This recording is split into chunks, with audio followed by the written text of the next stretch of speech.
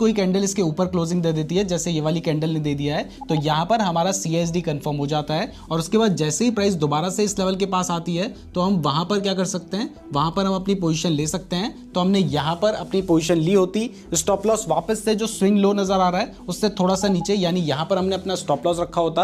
और रही बात टारगेट की, तो यहाँ पर आप देख सकते हैं कि 1:2 का हमारा रिस्क रिवॉर्ड रेशियो बन रहा था और वो आराम से अचीव भी हो गया था। इसके बाद अब मैं आपको एक बेस्ट एग्जांपल देता हूं, क्योंकि बहुत देर से हम बुलिश ही एग्जांपल दे रहे थे, अब हम बेयरिश एग्जांपल देते हैं। तो यहां पर आप देखेंगे कि प्राइस जो है वो वापस से हमारे जोन के आसपास चल रही थी। यहां पर आपको दिखाई दे रहा है कि प्राइस अप ट्रेंड में चल रही थी, मतलब आपको बहुत सारी ग्रीन कलर की कैंडल देखने को मिल रही है। तो इससे पहले की जो लास्ट रेड कैंडल होती है उसके क्लोज से लगते हुए, यानी क्लोज क्या है, नीचे की साइड होगा, उससे लगते हुए हमने एक लाइन ड्रॉ की और जैसे ही कोई कैंडल उसके नीचे क्लोज दे देती है तो वहां पर हम शॉर्ट करने की पोजीशन ले सकते हैं। लेकिन जैसे ही क्लोजिंग नीचे दे दी वहीं पर हम पोजीशन नहीं लेते हैं, जैसे प्राइस दोबारा से उस लेवल के पास आती है तब जाकर हम पोजीशन लेते हैं। तो यहां पर हमने पोजीशन ली होती, हमारा जो स्टॉप लॉस होगा वो स्विंग हाई से थोड़ा सा ऊपर होगा। और रही बात टारगेट की, तो 1:2 के आसपास का हम टारगेट लेकर चल सकते हैं, या फिर अगर आपको कोई स्विंग लो नजर आ रहा है तो उसके आसपास का भी आपका टारगेट हो सकता है।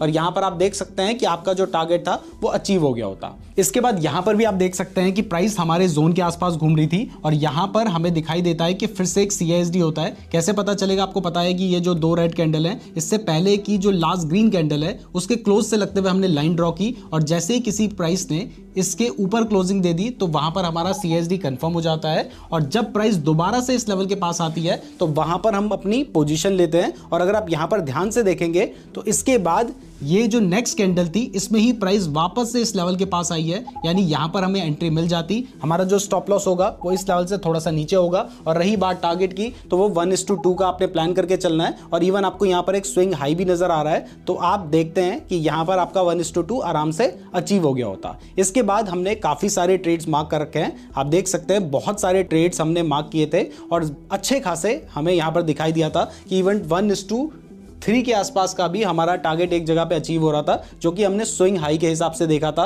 बट देखिए, कोई भी स्ट्रेटजी हमेशा काम नहीं करती है, तो यहां पर हमने फिर से एक ट्रेड प्लेस किया था, लेकिन इस बार हमारा स्टॉप लॉस हिट हो गया था और उसके बाद दोबारा से हमारा यहां पर स्टॉप लॉस हिट हो गया था। जबकि इस केस में तो प्राइस हमारे बिल्कुल टारगेट के पास तक पहुंची थी, लेकिन टारगेट अचीव होने की जगह पे स्टॉप लॉस हिट हो गया। तो इस तरीके से आप इस स्ट्रेटजी का यूज कर सकते हैं। तो मैं उम्मीद करता हूं कि आपको ये स्ट्रेटजी समझ आ गई होगी, लेकिन ऐसा नहीं है कि आपने हमसे सीखा और डायरेक्टली जाके चार्ट में इसको अप्लाई कर देना है। आपने इसको खुद से बैक टेस्ट करके देखना है। अगर आपको लगता है कि हाँ स्ट्रेटजी काम कर रही है, तभी आप अप्लाई कीजिए।